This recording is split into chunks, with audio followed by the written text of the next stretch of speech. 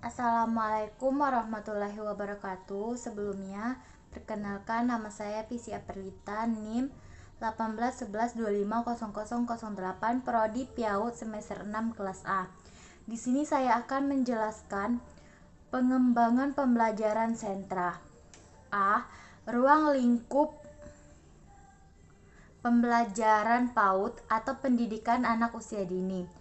Pembelajaran pada anak usia dini dilakukan melalui kegiatan-kegiatan bermain yang dipersiapkan oleh pendidik dengan menyiapkan materi sebelumnya atau konteks. Materi belajar bagi anak usia dini dibagi dalam dua kelompok usia, yaitu sebagai berikut. 1. Materi usia lahir sampai dengan 3 tahun. Pengembangan materi pembelajaran untuk usia lahir sampai 3 tahun meliputi antara lain A. Pengenalan diri sendiri atau perkembangan konsep diri. Kemudian yang kedua, pengenalan perasaan atau perkembangan emosi. Yang ketiga, pengenalan tentang orang lain atau perkembangan sosial. 4. Pengenalan berbagai gerak atau perkembangan fisik. Kemudian yang kelima, mengembangkan komunikasi atau perkembangan bahasa.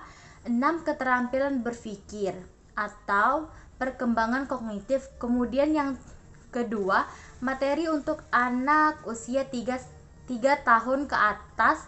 Pengembangan materi untuk anak usia 3 tahun ke atas meliputi sebagai berikut.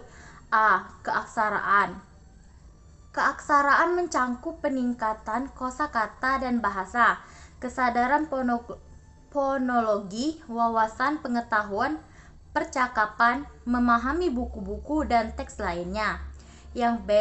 Konsep matematika mencakupi pengenalan angka-angka, pola-pola dan hubungan, geometri dan kesadaran.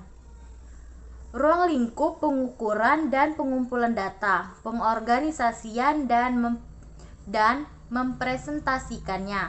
C. Pengetahuan alam, lebih menekankan pada objek fisik kehidupan bumi dan lingkungan.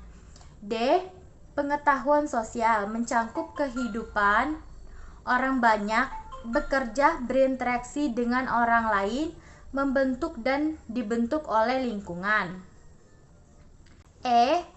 Seni mencangkup menari, musik, bermain peran, menggambar dan melukis. F. Teknologi mencangkup alat-alat dan penggunaan operasi dasar. G. Keterampilan, proses mencangkup pengamatan dan eksplorasi, eksperimen dan pemecahan masalah. Kemudian koneksi, pengorganisasian, komunikasi, dan informasi yang mewakili. Yang B. Karakteristik PAUD atau pendidikan anak usia dini. 1.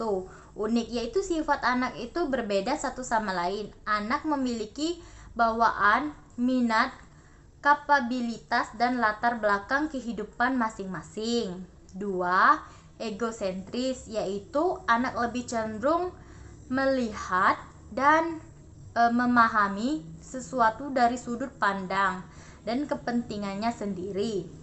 Bagi anak, sesuatu itu sepanjang hal tersebut berkaitan dengan dirinya.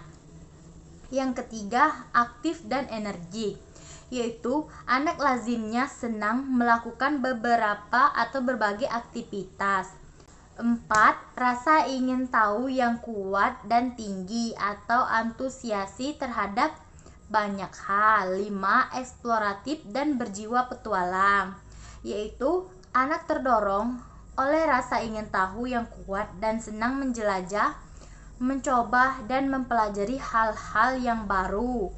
6.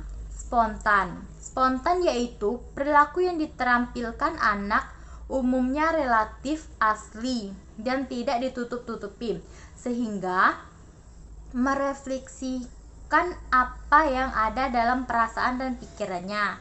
7. Senang dan kaya fantasi, yaitu anak senang dengan hal-hal yang imajinatif.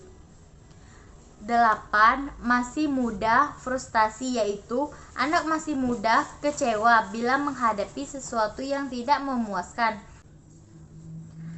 9. Masih kurang pertimbangan dalam melakukan sesuatu. 10. Bergairah untuk belajar dan banyak belajar dari pengalamannya. C. Prinsip-prinsip pembelajaran di PAUD atau di pendidikan anak usia dini, yaitu 1. Belajar melalui bermain. 2. Berorientasi pada perkembangan anak. 3. Berorientasi pada kebutuhan anak. 4. Berpusat pada anak. 5. Pembelajaran aktif. 6. Berorientasi pada pengembangan nilai-nilai karakter anak. 7. Berorientasi pada pengembangan kecakapan hidup. 8. Didukung oleh lingkungan yang kondusif.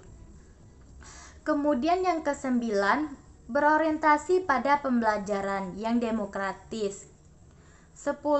Pemanfaatan media belajar, sumber belajar, dan narasumber penggunaan. D. Komponen-komponen pembelajaran pendidikan anak usia dini. Komponen pembelajaran pada pendidikan anak usia dini atau PAUD meliputi peserta didik, pendidik, tujuan, materi pelajaran, metode atau strategi pembelajaran, media, dan evaluasi.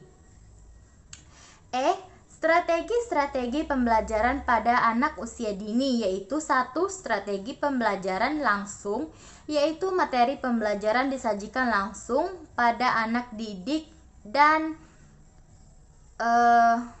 mengelolanya, misalnya bermain balok, puzzle, melukis, dan lain-lain sebagainya. 2. Strategi belajar individual dilakukan oleh anak didik secara mandiri. 3. Strategi belajar kelompok secara bergu. Bentuk belajar berkelompok bisa dalam pembelajaran kelompok besar dan kelompok kecil. Yang keempat, strategi pembelajaran deduktif adalah suatu strategi pembelajaran yang dilakukan dengan mempelajari konsep-konsep, kemudian dicari kesimpulan dan ilustrasi dari yang abstrak menuju ke hal yang konkret. 5. Strategi induktif. Bahan yang dipelajari dimulai dari hal-hal yang konkret. Kemudian secara perlahan anak didik dihadapkan pada materi yang cukup rumit. Strategi ini dinamakan strategi pembelajaran dari khusus ke umum. F. Model pembelajaran sentra. Model pembelajaran sentra adalah suatu pendekatan pembelajaran yang dalam proses pembelajarannya dilakukan di dalam lingkaran atau time dan sentra bermain. Berikut adalah macam-macam sentra pembelajaran PAUD atau pendidikan anak usia dini, yaitu ada beberapa sentra.